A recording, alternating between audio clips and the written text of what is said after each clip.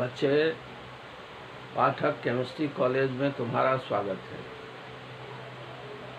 पीछे हम quantum numbers पढ़ चुके हैं।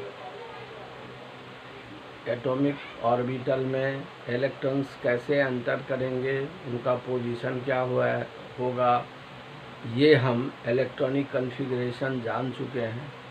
अब हम उससे आगे जानेंगे कि हमारे पास जितने एलिमेंट्स हैं उनका प्रॉपर्टीज़ क्या होगा, क्योंकि अब हमारे पास 114 एलिमेंट्स हैं।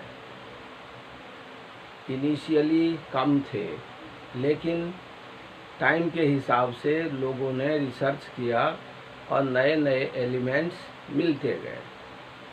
तो जैसे जैसे एलिमेंट्स मिले तो उनके प्रॉपर्टीज़ को एक जगह समझा जाए, इसके लिए जो साइंटिस्ट थे उन्होंने कोशिश की। ये हम आज जानेंगे। इस लेक्चर में हम जानेंगे। इस टॉपिक का नाम होगा हमारा classification of elements, periodicity in properties and the periodic table.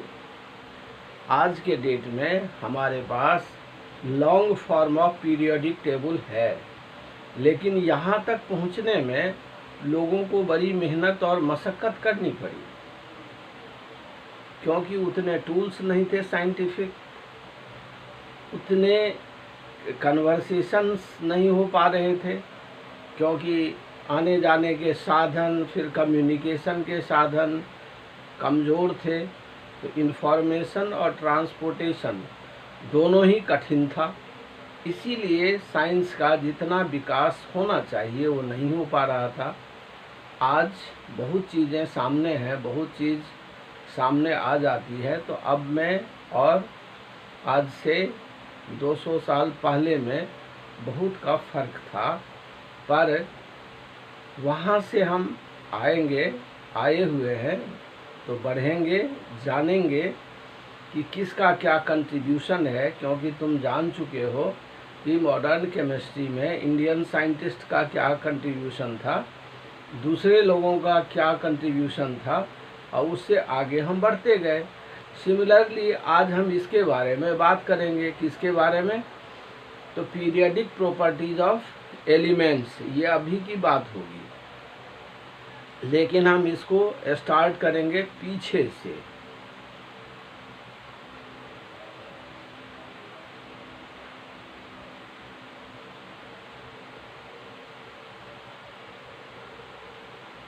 देखो, 1800 में हमारे पास ओनली 31 एलिमेंट्स थे। Only 31 elements were known at that time. इससे तुम अंदाज़ा लगाओ कि आज 114 एलिमेंट्स हमारी जानकारी में है, पर 1800 में हमारे पास ओनली 31 एलिमेंट्स नोन थे। पर उसको किसके साथ रखा जाए, किसकी क्या प्रॉपर्टी है, वो तब भी एक प्रॉब्लम थी कि एक जगह रख के समझ लिया जाए कि किसकी सिमिलरिटी, किसकी प्रॉपर्टी किससे मैच करेगी, तो उनको हम एक साथ रखेंगे। इसीलिए इस टॉपिक का नाम हमने रखा classification of elements, periodicity in properties. मतलब हम हर एलिमेंट को एक क्लासिफिकेशन के हिसाब से लेके चलेंगे कि उसकी प्रॉपर्टी किसके साथ मिलेगी। जैसे सोडियम की प्रॉपर्टी पोटेशियम से मिलती है, मैग्नीशियम की प्रॉपर्टी कैल्शियम से मिलती है। ऐसे ही कई एलिमेंट्स जो उन दिनों थे, उसको तब के साइंटिस्टों ने, या जो इसके हैंडलर थे, हैंडलर क्या होता है, जो इंडस्ट्री के लोग थे, वो देख रहे थे कि एक ख़ास तरह का एलिमेंट एक ख़ास रिएक्शंस को शो करता है, उसकी एक ख़ास प्रॉपर्टी होती है, उससे मिलता जुलता दूसरा एलिमेंट भी है जो इसी कार्य को करता है।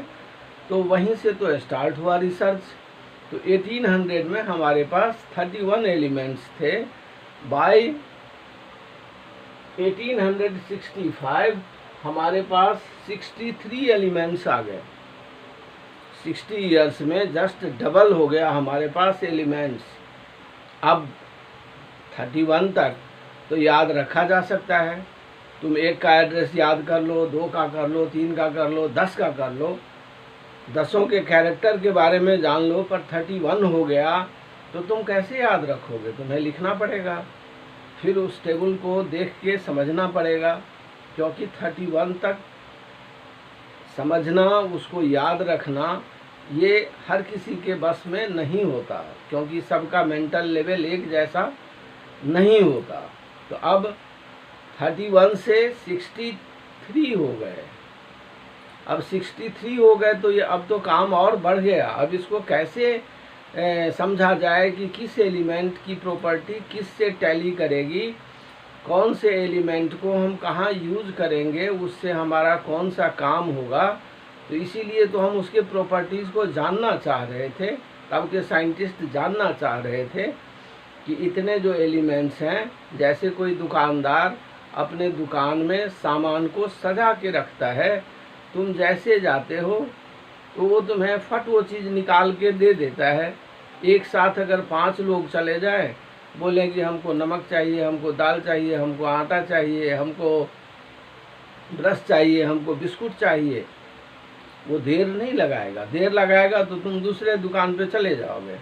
अल्टीमेटली वो क्या करता है, फट ढूंढ के तुम्हें दे देता है। वो ढूंढता नहीं है, उसको पता है कि हमने कहाँ रखा है, क्योंकि उसने अपना एक सिस्टम बना रखा है जिसके अकॉर्डिंग उसने अपने सामान को सजा के रखा हुआ है, और उसके हिसाब से वो टेबल, वो जो उसका सजावट है उसके दिमाग में अब सेट है।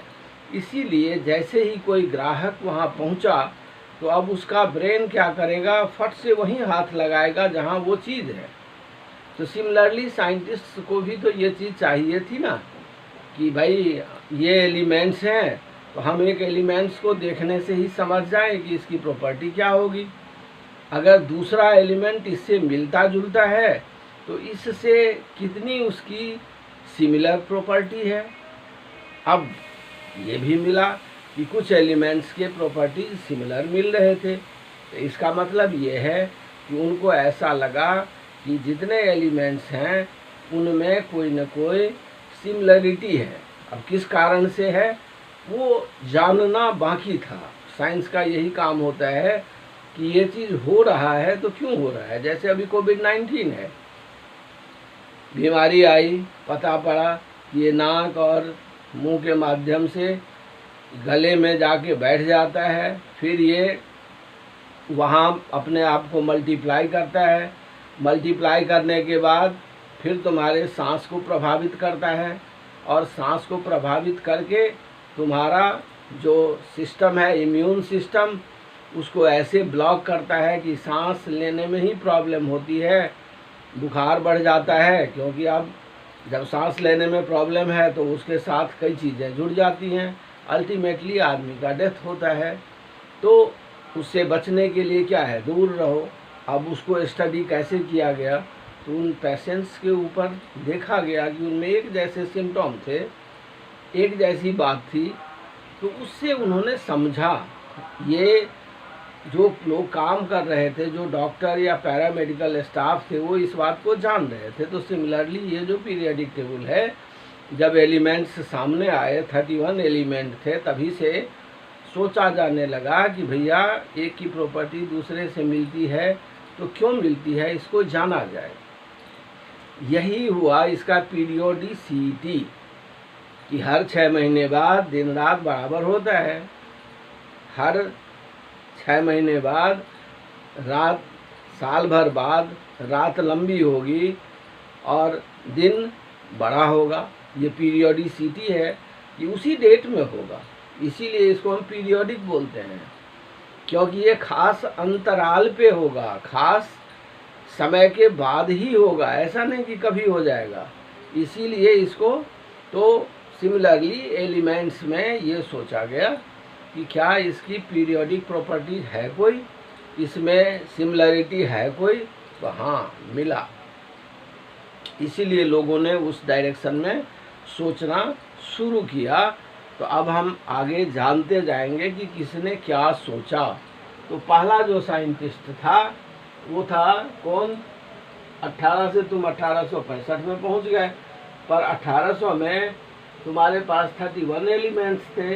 तो जर्मन साइंटिस्ट जे डोवेरिनियर ने इसको सोचा और उसने पाया कि अगर हम 3 एलिमेंट एक साथ रखते हैं तो जो बीच वाला होता है उसका जो एटॉमिक मास होता है वो ऊपर वाले और नीचे वाले मीन्स फर्स्ट और थर्ड के मीन होता है। फर्स्ट और थर्ड का मीन होता है बीच वाले का मास, एटॉमिक मास। सिमिलरली उसने ऐसे एलिमेंट्स ढूंढे जो एलिमेंट्स नोन थे, उसी में से उसको जो मिला उसको उसने सजाया, उसका एटॉमिक वेट फाइंड किया और देखा कि 3 में से 2 एलिमेंट का एटॉमिक वेट का जो एवरेज आता है, वो जो मिडल एलिमेंट है उसका एटॉमिक वेट होता है और वो तीनों एलिमेंट आपस में सिमिलर होते हैं। ये क्या था? तो इसको हम डोवेरिनियर ट्राइड बोलते हैं। इसको तुम हिंदी में डोवेरिनियर ट्रिक कह सकते हो कि 3 की चौकड़ी है ये। उसमें एक हल्का है, एक बहुत भारी है और जो बीच का एलिमेंट है वो दोनों का एवरेज एटॉमिक वेट वाला है, पर तीनों की प्रॉपर्टी एक जैसी है। एक लंबू है, एक छोटू है, लेकिन बीच वाला जो मध्यम कद का है तो वो मध्यम कद का है, लेकिन तीनों के गुण एक जैसे हैं। तो यही बात यहाँ पे होती है। तो उसने ऐसे एलिमेंट्स पाए कि लिथियम और पोटेशियम, इसका एटॉमिक वेट 7 था, पोटेशियम का एटॉमिक वेट 39 था। इस दोनों को ऐड किया,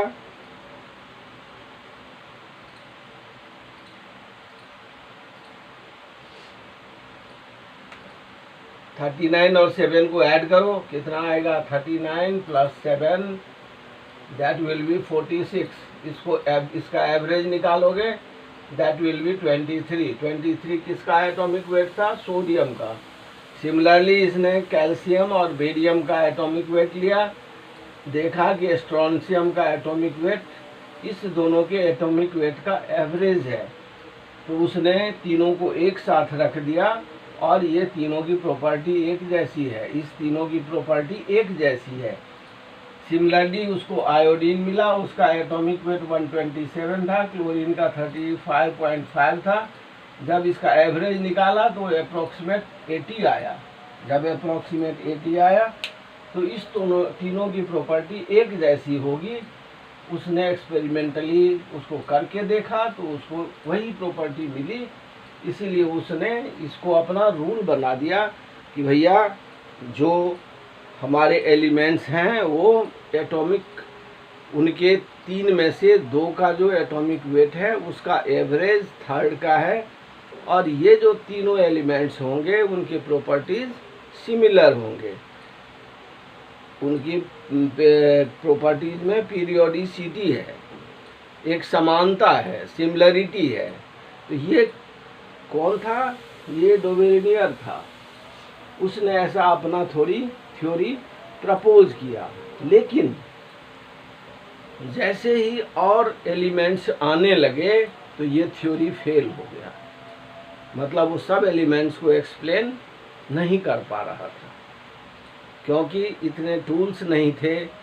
हर एलिमेंट्स का एटॉमिक वेट फाइंड करना आसान नहीं था, और अल्टीमेटली कहीं कहीं पे वेरिएशन ज़्यादा था। तो इसकी थ्योरी इसीलिए छोड़ दी गई, उसको उसी स्टेज में रहने दिया गया। तो ये हो गया तुम्हारा एक थ्योरी पीरियोडिक टेबल के संबंध में। अब दूसरी थ्योरी आई। उसके बाद का जो साइंटिस्ट था वो कौन था?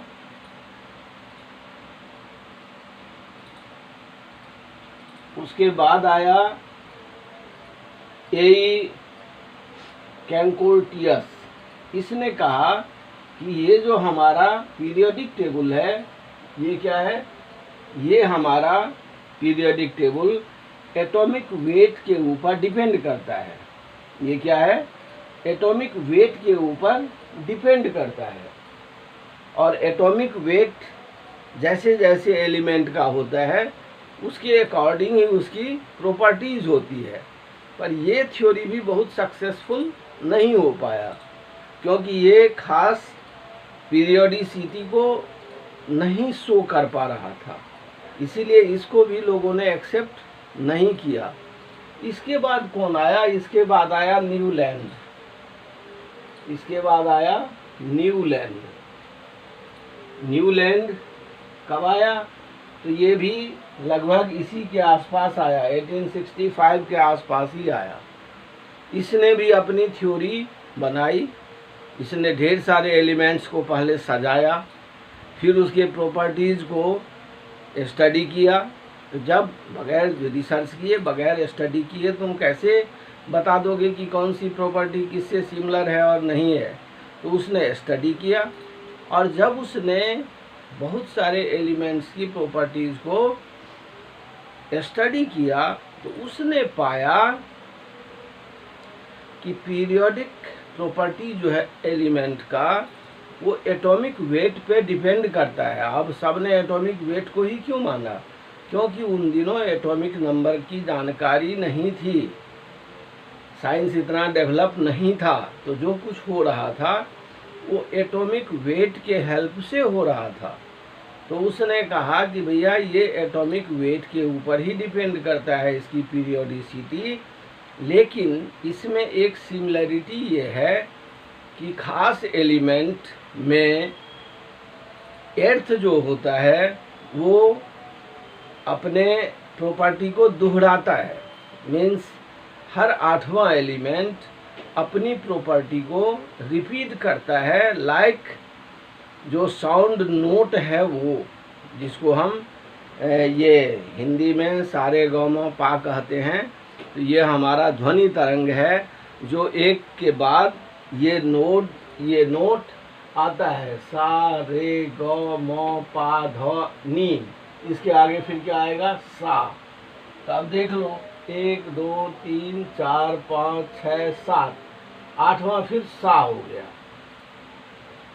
फिर रे आ जाएगा, फिर ग आ जाएगा, फिर म आ जाएगा। ये जब कोई वो बजाता है हारमोनियम वगैरह, तो ये ध्वनि उससे निकल के आती है, और जो इसको साध लेता है वो अच्छा म्यूजिशियन बन जाता है, वो अच्छा म्यूजिक प्लेयर बन जाता है। उसको साधने की ज़रूरत होती है। सिमिलरली तबले में होता है, वो इसको जो साध लेता है वो बड़ा तबला वादक हो जाता है। तो उसने जब देखा कि हमारे पास जो एलिमेंट्स हैं उसको अगर एटॉमिक वेट के क्रम में ही सजाया जाए, एक टेबल में रखा जाए, तो हर 8वां एलिमेंट जो होगा वो रिपीट होगा। वो अपनी हर 8वां एलिमेंट अपनी प्रॉपर्टी को रिपीट करेगा, और उसकी प्रॉपर्टी पहले एलिमेंट से, मीन्स एक दूसरे के 8वें से जो प्रॉपर्टी होगी वो सिमिलर होगी। That will be the periodicity of that element. तो इसके लिए इसीलिए इसको न्यूलैंड ऑक्टेव रूल बोलते हैं, न्यूलैंड ऑक्टेव रूल। और उसने क्या किया? तो एक बनाया एटॉमिक वेट के बेस पे, उसने बनाया पीरियोडिक टेबल।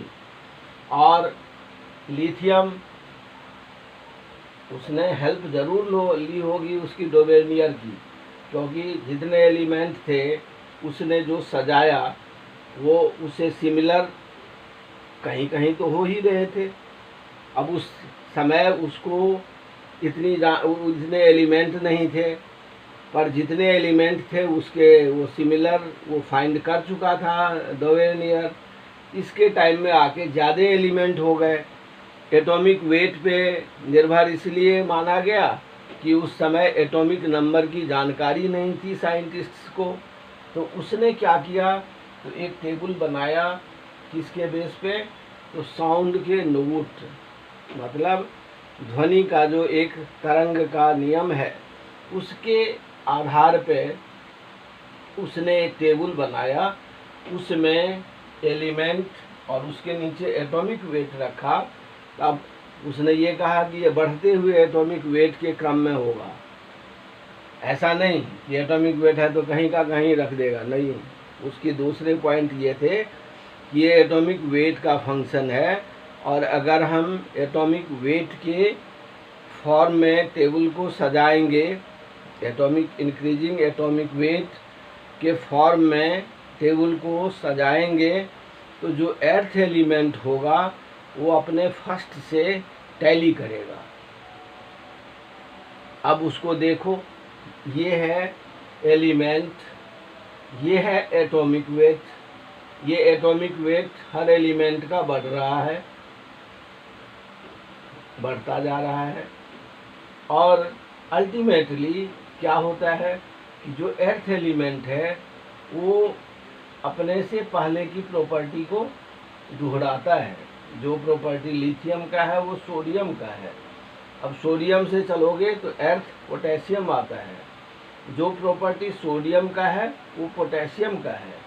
जो मैग्नीशियम का है वो कैल्शियम का है। जो बोरोन का है वो अल्युमिनियम का है। जो कार्बन का है उसके सिमिलर सिलिकॉन है। तो ऐसे उसने बताया। कुछ हद तक ये बात मान ली गई, क्योंकि उसमें जितने एलिमेंट्स जानकारी में थे उस टाइम, उसमें ये बात कुछ हद तक एक्सप्लेन हो रहा था, लेकिन ये चला नहीं। इसलिए कि जैसे ही एलिमेंट्स के नंबर बढ़ गए तो फिर ये थ्योरी फेल हो गई। जैसे ही एलिमेंट्स के नंबर बढ़े तो ये थ्योरी भी फेल हो गई, क्योंकि अब एटॉमिक वेट किसी का ज़्यादा हो रहा था, किसी का कम हो रहा था, और एटॉमिक वेट के अकॉर्डिंग फिर अगर एलिमेंट को रखा जा रहा था तो वो उस प्रॉपर्टी को नहीं दोहरा पा रहा था। इसीलिए इसको भी छोड़ा गया। क्योंकि जैसे हम आगे चलेंगे तो इसके नीचे टेलुरियम है, और यहाँ पे फ्लोरीन, क्लोरीन, ब्रोमीन, आयोडीन है। Sulphur, selenium, tellurium. टेलुरियम का एटॉमिक वेट कम है, ज़्यादा है। आयोडीन का कम है, लेकिन वो पहले किसको रखा गया, टेलुरियम को रखा गया। क्यों रखा गया, तो फिर तो एटॉमिक वेट का रूल फॉलो नहीं हुआ। तो इसीलिए इसको बहुत हद तक देखने के बाद ये समझ में आया कि सारी बातें इससे एक्सप्लेन नहीं हो रही है। तो और साइंटिस्ट्स लगे हुए थे, उन्होंने वो अपना स्टडी कर रहे थे। तो उसके बाद कौन आया, उसके बाद आया लूथर मेयर। लूथर मेयर ने कहा कि ये एटॉमिक वेट का फंक्शन तो है, ये जो पीरियोडिक प्रॉपर्टी है ये एटॉमिक वेट का फंक्शन है।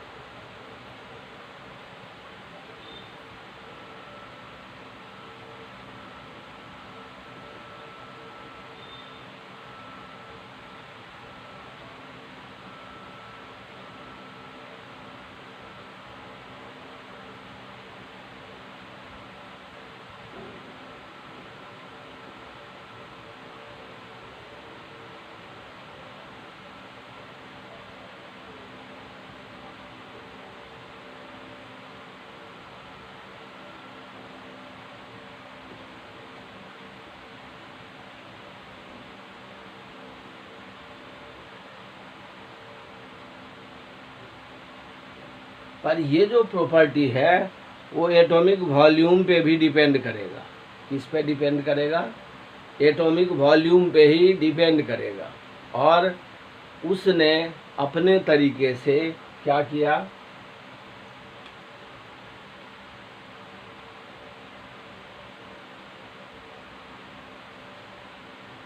एक एक्सिस पे ये एटॉमिक वेट रखा,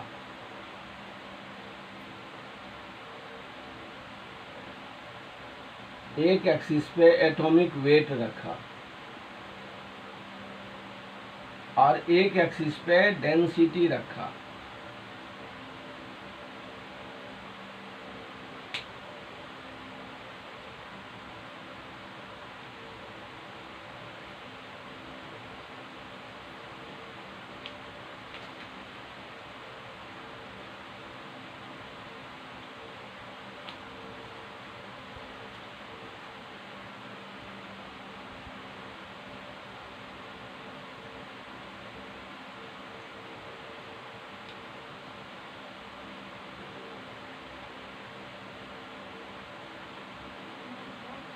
एक एक्सिस पे एटॉमिक वेट रखा, एक्स एक्सिस पे एटॉमिक वेट रखा, 20, 40, 60, 80, 100 और इस पे जो एलिमेंट मिल रहे थे उसको, उसके डेंसिटी, एटॉमिक वेट को डेंसिटी से वो डिवाइड कर रहा था, उसको डेंसिटी से डिवाइड कर रहा था, तो उसको एटॉमिक वॉल्यूम मिला। तो इस एक्सिस पे उसने एटॉमिक वॉल्यूम को प्लॉट कर दिया। एटॉमिक वॉल्यूम को एक्स एक्सिस पे उसने एटॉमिक वेट रखा और वाई एक्सिस पे एटॉमिक, ऐसे करके उसने एटॉमिक वॉल्यूम रखा। फिर उसको क्या हुआ, तो उसको एक ग्राफ मिला। किस तरह का ग्राफ मिला, तो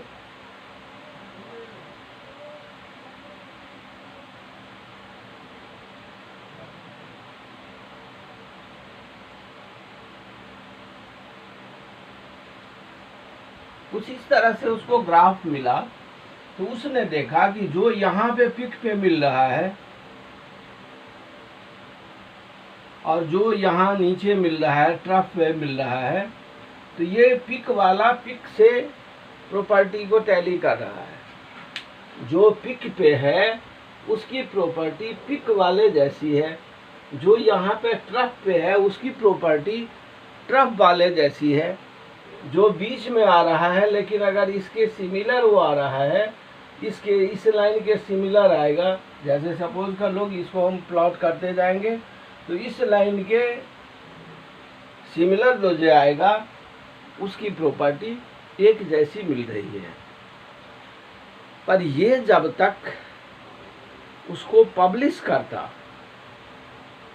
तब तक मेंडलीफ का पीरियोडिक टेबल आ गया, तब तक मेंडलीफ का पीरियोडिक टेबल आ गया।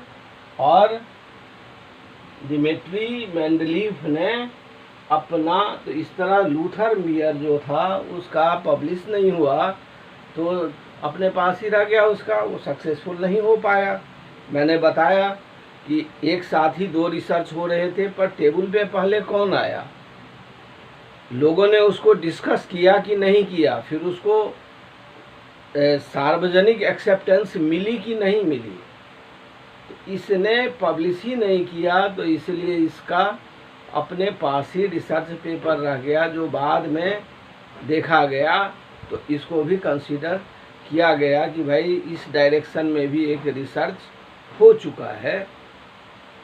तो वेस्टर्न साइंटिस्ट की ये एक काबिलियत रही है कि वो अगर किसी का कोई रिसर्च है, उसमें कोई दम है, तो उसको छुपाते नहीं, अपने नाम करवाते नहीं, जिसके नाम का वो काम है वो उसके नाम डालते हैं। जैसे हमारे यहाँ इस तरह की डिसऑनेस्टी की जाती है, वो उधर नहीं होता। इसीलिए उन लोगों ने साइंस में इतनी तरक्की की है, क्योंकि चुरा चुरा के आप अगर फाइटर प्लेन बनाएंगे तो चाइना जैसा आपका कमज़ोर प्लेन ही बनेगा, फाइटर प्लेन। क्योंकि टेक्नोलॉजी आप किसी की ले रहे हैं, डिज़ाइन आप किसी का ले रहे हैं, तो अल्टीमेटली क्या होगा, वो खिचड़ी पक जाएगी।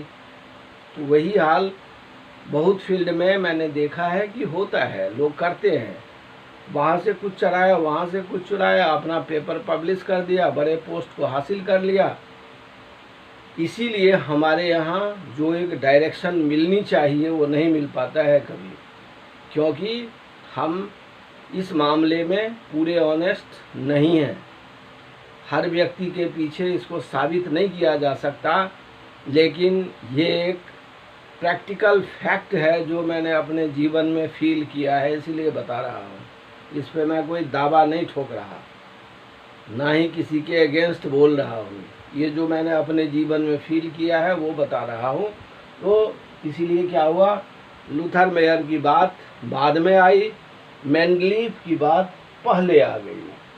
अब मेंडलीफ ने क्या कहा, मेंडलीफ ने कहा कि the properties of the elements are a periodic function of their atomic weights. तो ये पहले बता चुका हूँ।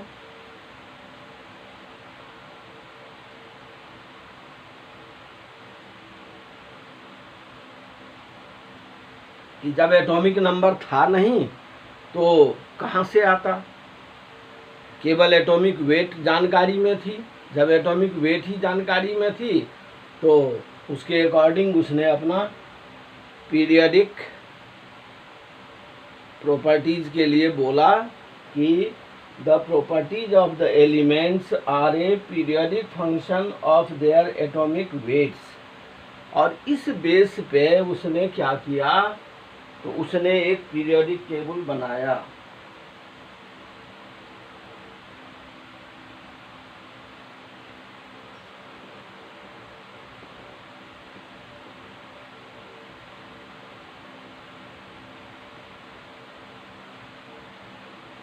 कैसा पीरियडिक टेबल बनाया, तो उसने एक हॉरिजॉन्टल लाइन खींची और एक वर्टिकल लाइन खींची। इस तरह उसने क्या किया कि 6 हॉरिजॉन्टल 7 हॉरिजॉन्टल लाइन खींच के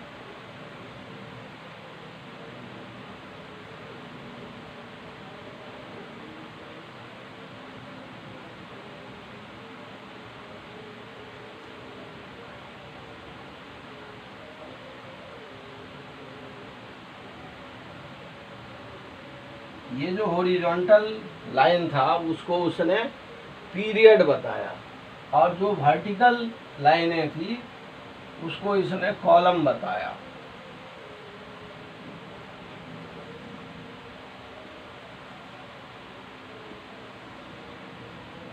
अब ये पीरियड्स हो गए, ये ग्रुप हो गए। इसमें इसने फर्स्ट पर इसको ए और बी, ए ग्रुप और बी ग्रुप, 2 सब ग्रुप में बांट दिया। दिस इज सेकेंड ग्रुप, इसमें भी ए और बी कर दिया। थर्ड ग्रुप ए और बी कर दिया। फोर्थ ग्रुप ए और बी कर दिया। फिफ्थ ग्रुप ए और बी कर दिया। Sixth A and B. Seventh